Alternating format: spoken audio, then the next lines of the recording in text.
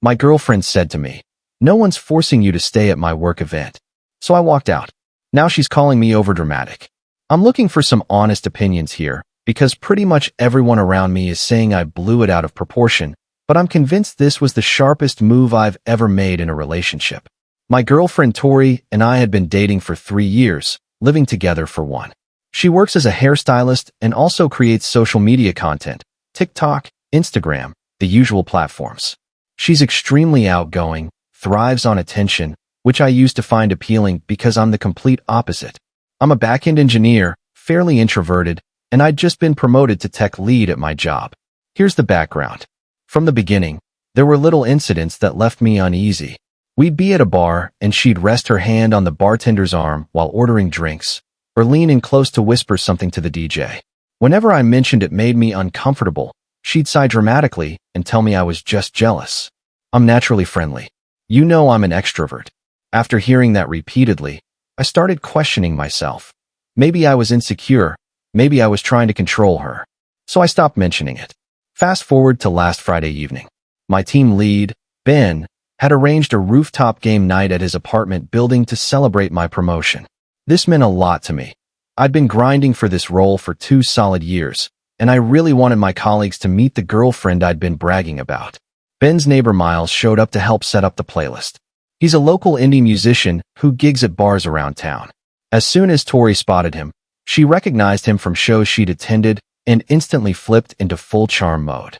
Running her fingers over his arm tattoos, laughing way too loudly at his jokes, snapping photos with her hand around his waist. She was dropping inside references about the local music scene like they'd known each other forever, while completely ignoring me standing right next to her. My face started burning, but I tried to keep cool. When Miles stepped away to grab more drinks, I leaned toward Tori and quietly said, "Hey, can we step aside for a minute?" She didn't even turn. "Why? What's up?" "Just want to talk quick. Won't take long." Now she looked at me, and I saw her face harden. "Are you seriously pulling this now? At your own work celebration?" I kept my voice down. "I'm not pulling anything. I just want a quick word about something." Her volume rose. A couple of people nearby glanced over. "Can we please just go outside for a second?" She let out a sharp laugh that wasn't warm at all. "Let me guess. You're upset I'm talking to Miles. You're uncomfortable again." "Tori, come on." "No, really." She folded her arms. "If me simply existing and chatting with someone bothers you this much, nobody's holding you hostage, Lucas. You know where the door is." The music was still going, but it felt like the whole rooftop went silent for a beat. Ben stopped mid-sentence in his conversation. Priya's eyes widened. I stood there maybe 10 seconds. In that moment, it hit me that this wasn't the first time she'd brushed off my feelings. It wasn't even the 10th, but it was the first time she'd done it publicly, in front of my coworkers, and literally told me to leave. So I set my drink down, looked at her, and said, "Thanks for making that clear." Then I walked to the elevator and left. No scene, no yelling, just gone. I went back to our apartment, packed a bag with my laptop, work clothes, and basics, and called my friend Marco. He came to get me within an hour. I've been sleeping on his couch since Friday.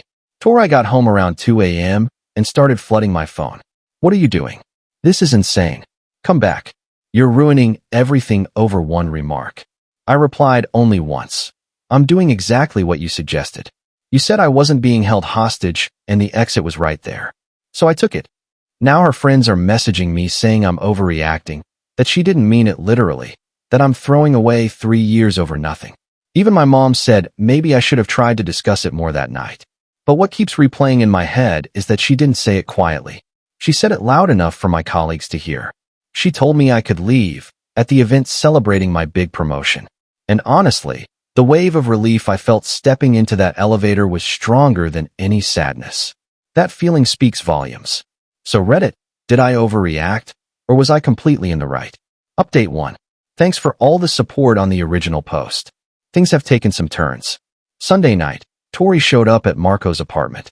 She'd been texting nonstop all weekend, and I'd been ignoring her, so she came in person. She was crying, mascara streaking her cheeks, begging Marco to let her in to talk to me. Marco is 63, a paramedic, built like a wall. He stood firmly in the doorway and said, "Lucas doesn't want to speak right now. You told him he wasn't being held hostage and could leave." He left. What part is unclear? She tried to nudge past him, saying it was urgent, that she had to see me. He didn't budge. I handle real emergencies for a living. This isn't one. You need to go. She lingered a few more minutes sobbing, then finally drove off. That night, I barely slept. I kept replaying all the earlier incidents. Not just the bar behavior. There were countless times she'd cross a line. I'd bring it up. She'd turn it around, make me the problem, and I'd end up apologizing. Then the line would shift even further next time. I'd been so immersed I couldn't recognize the cycle. Monday at the office changed things. Ben pulled me aside at coffee. Hey, I have to say this. The way Tori spoke to you Friday wasn't okay. Everyone heard it. You handled it with more grace than most would. Then Priya messaged me on Slack. I thought you were just going to stand there and accept it. When you walked to that elevator, I thought, good for him. You deserve better. It sank in that my coworkers had noticed what I'd been excusing. But then it got complicated. Tori started posting on Instagram. Black and white stories with captions like, 3 years gone because of one tiny disagreement. He walked out on me while I'm dealing with mental health struggles. Sometimes the person you believe will always stay just disappears. The message was obvious. I was heartless, emotionally abusive, wouldn't let her have male friends or be herself. She was positioning herself as the victim of a controlling partner who suddenly abandoned her. But several people from the rooftop saw the stories and pushed back. Priya commented on one. She screenshotted it before it vanished. Tori, I was there. You told him he wasn't being held hostage and to find the exit if he was uncomfortable in front of his coworkers. He simply did what you said. Don't rewrite it. Ben commented on a regular post she'd left public. Just to clarify, Lucas didn't cause a scene. You raised your voice in front of everyone. Don't alter the facts. But the comment that stunned me most was from Miles, the musician she'd been all over. Under a post calling her ex toxic, he wrote, not sure if this is about Lucas, but from an outsider's view that night, he calmly asked to speak privately. You were the one who started shouting. Also, flirting with someone else while your boyfriend is standing there and then labeling him insecure when he's upset. That's not healthy. Tori deleted the stories, but screenshots were already circulating in mutual circles and even my work network. The victim narrative she tried to build crumbled fast. Meanwhile, reality caught up with her practically. Our apartment's internet, utilities, shared phone plan, Spotify, Hulu, all set up under my card. After I left, I contacted the bank for a new card number. Payments failed. She was mid-live stream when the Wi-Fi died. She texted, did you really kill the internet? That's so petty. I replied once via email. I stopped paying for services I no longer use. Adults handle their own expenses, Tori. Then car insurance. She'd been on my policy because it saved money. I removed her. Her new solo quote almost doubled. She texted, you're deliberately making this financially difficult for me. I didn't reply. By Wednesday, the landlord emailed about the lease. We're both on it, but I'd been covering 70% of rent since I earn more. I informed the landlord I was vacating and wouldn't renew. I'd pay my portion until the end, then done. Tori would need to find a roommate, cover full rent, or move out. Her issue now. The surprising part.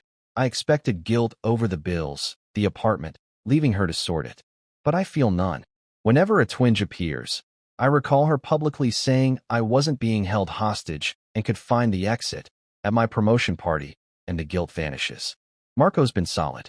His couch is actually decent, and yesterday he told me, I've been waiting 3 years for you to see she didn't respect you. Glad you finally did. It stings realizing everyone else spotted the toxicity while I was blind to it. But better now than never, right? Edit. Someone asked if I'm worried she'll show up at work. Yes, it crossed my mind. But it's a secure building, and I've alerted reception. If she appears, they won't let her up. Update 2. I honestly thought the last update was the end, but here we are again. Last Thursday, Tori appeared at my office lobby. She told the front desk she was my fiancée. We were never engaged, and it was urgent. Reception called me. I went down. Kept it brief. I'm not talking privately. If it's about the lease or bills, email me. She reached for my arm. I stepped away.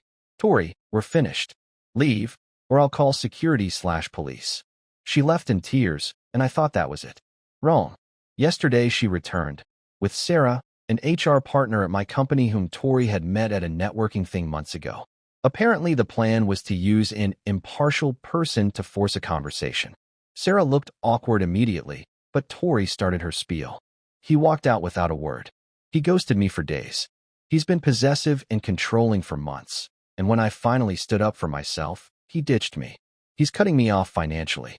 I just want him to talk so we can fix this. Sarah asked me, "Is that accurate?" I stayed calm and gave the full account. The rooftop, my quiet request to talk, her loud response in front of colleagues, how I simply followed her suggestion. Sarah looked at Tori. "Did you actually say those words? Tell him he wasn't being held hostage and to find the exit," loudly in front of his coworkers? Tori faltered. "Well, what I meant was if he couldn't handle." Sarah interrupted. "I'm not asking intent. I'm asking if you said those exact words loudly in front of his colleagues." Tori's face flushed. She tried to shift, but he just shut down afterward. "He refuses to work on us." Sarah's demeanor shifted. She told Tori, "He doesn't owe you another talk after saying that. Grown-ups own their words." Then to me, "If she keeps coming to your workplace, report it to HR. This isn't a couple's issue anymore. It's a professional boundary issue." Before Tori could reply, Sarah added, "Tori, you asked me here as a favor, but you left out major details. Don't pull me into this again." Tori was speechless. Security escorted both out. I stood in the lobby processing for a minute, then went back upstairs. Ben stopped by later, heard there was lobby drama. "You okay?" "Yeah, I think it's really over now." The relief was huge. That evening, I viewed a small one-bedroom apartment, 15 minutes from work. Clean, peaceful. Signed the lease this morning. When I told Marco, he looked almost proud. "Difference between a few days ago and today? Then you were still on her leash. Now you're free. You can actually breathe." He's right. I'm sleeping better. Not perfect, but better. No waking up wondering what I did wrong or how I'll be gaslighted today. No constant phone checks for new accusations. What surprises me is how many people have privately said they saw it coming. Coworkers, friends, even my sister called. "I never liked how she spoke to you, but I figured you wouldn't hear it if I said anything." Part of me wishes someone had spoken up sooner, but I know I wasn't ready until now. Tori's been silent since the office visit. No calls, texts, stories. Maybe Sarah's words landed, or maybe she's planning something. I don't care anymore. The old lease ends in 6 weeks. I'll cover my share till then fully severed. No lingering ties. I move into the new place next weekend. Marco's helping, and oddly Priya offered too. "I want to see you settled somewhere you're not constantly on edge." That phrase hit hard, walking on eggshells. That's what the past 3 years were, and I only noticed once I stopped. Final update. I truly thought I wouldn't need another post. The last one felt like closure, but last week changed that. About a month ago, I met someone new, Ashley. She's a data analyst, calm, direct, completely different vibe from Tori. We connected at a friend's birthday and clicked. We'd had 4 or 5 dates. Nothing heavy yet, but it felt natural. Easy. No overanalyzing every text or bracing for drama. Last Tuesday, Ashley texted asking to meet and talk. The tone felt off. My stomach sank, but I agreed. We met at the coffee shop near my place. She seemed uneasy, avoiding eye contact. Then, "I have to ask something, and I need honesty. Did you really walk out on your ex when she was struggling with mental health issues? Were you controlling about her male friends?" I was stunned. "What? Who told you that?" "A woman named Tori messaged me on Instagram yesterday. She said she's your ex." My body went from cold to hot. Ashley went on. "She sent screenshots of old texts, said you isolated her, got jealous over guys, then left without reason. She was crying in voice notes." Voice notes. Tori had sent crying voice messages to Ashley. I stayed calm. "Can I see what she sent?" Ashley showed me. The screenshots were real, but selectively cropped. For example, one where I'd said I was uncomfortable with her attending her ex's birthday party after he'd been sending inappropriate messages. In Tori's version, only my message showed. "I really don't feel okay with you going to his party." Looked possessive. Missing were the prior texts proving the ex had asked her to leave me. A strange calm settled over me. I'd been patient for 3 years. I'd taken the high road leaving. I'd stayed quiet when she tried to smear me online. But targeting Ashley crossed a new boundary. "Ashley, I'm going to tell you exactly what happened. Then I'm going to make sure Tori can't do this again." I recounted everything. The rooftop, my polite request, her public dismissal. Then I opened my phone. "I'm showing you something I've never shared widely." I pulled up saved screenshots, full unedited text threads showing the missing context, Tori's post-breakup Instagram stories calling me abusive, the comments from coworkers defending me, messages from some of her own friends apologizing for how she treated me. Ashley's face changed as she scrolled. "Oh my God," she said, looking up hesitantly. "I'm so sorry. I should have come to you first." "No," I stopped her. "You did the smart thing. If an ex reaches out with warnings, you check them out. I'm glad you're cautious. Now I need to handle this." She looked concerned. "What will you do?" "Make sure everyone knows the truth about Tori." That night, I did something out of character. I posted a detailed statement on Instagram. I didn't name her, but it was obvious. PSA. If my ex contacts anyone I'm dating or friends with to warn them about me, know that 1. I have full context screenshots of anything cropped she might share. 2. Multiple witnesses can confirm events. 3. I left after she publicly told me to in front of my colleagues when I raised a concern. So I did. 4. Trying to sabotage someone's new life months later isn't concern, it's harassment. I've stayed silent out of respect for our past, but interfering now crosses a line. This is your only warning. I tagged everyone from the rooftop, Miles, Ben, co-workers, etc. Within an hour, support poured in. Ben can confirm every word. Priya, facts over selective screenshots, and more. Next morning, my phone exploded. Tori had seen it and fired back with her own post. It's sad when someone rewrites history to play the hero. I tried to protect someone from concerning patterns, and now I'm being attacked by him and his circle. This is the exact controlling behavior I feared. But the comments weren't what she wanted. Many from rooftop attendees, my coworkers who still followed her, even some of her friends. Top ones. "Girl, I was there, stop lying. You told him to leave, and he left. Now you're contacting his new partner?" That's the red flag. But the best was again from Miles. "To clarify, I'm the guy from the party she was heavily flirting with. She never mentioned a boyfriend. When he quietly asked to speak, she told him to leave in front of everyone. Now she's victim playing.